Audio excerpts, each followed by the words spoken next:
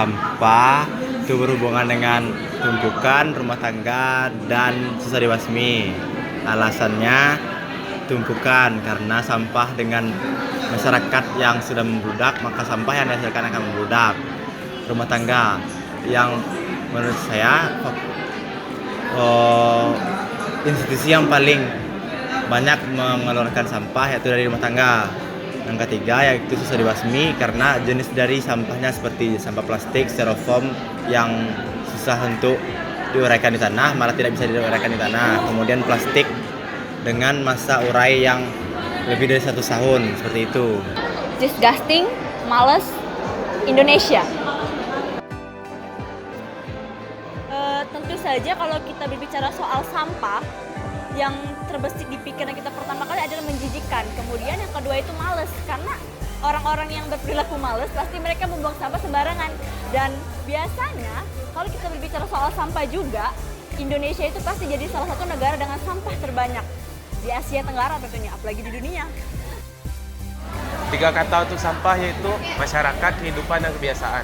Saya memilih 3 kata itu karena dalam kehidupan kita, masyarakat seakan tidak peduli dengan sampah dan sudah menjadi kebiasaan. Dan juga tentang kehidupan, setiap hari kita menghasilkan sampah dan masih tidak peduli dengan untuk membuang sampah pada tempatnya. Sampah itu bau, jorok, bencana. Karena dari banyaknya sampah itu dapat menimbulkan bencana bagi kita semua.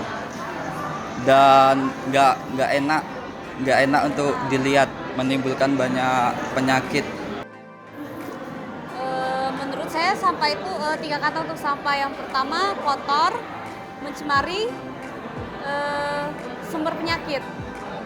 Yang pertama kenapa kotor? Tentunya sampah itu pasti merusak lingkungan karena itu sisa dari pemakaian manusia. Jelas itu biasanya kotor.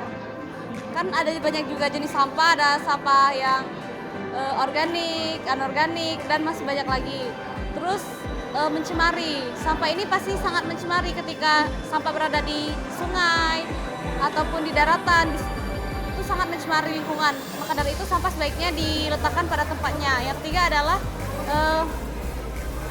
sumber penyakit. Kenapa sampah ini menjadi sumber penyakit? Karena biasanya karena adanya sampah itu banyak bakteri-bakteri yang muncul. Selain itu bisa menimbulkan jentik-jentik nyamuk karena sampah itu biasanya ada yang lembab, karena dengan sampah yang lembab ini biasanya ada ulet-ulet dan sebagainya. Mungkin itu saja.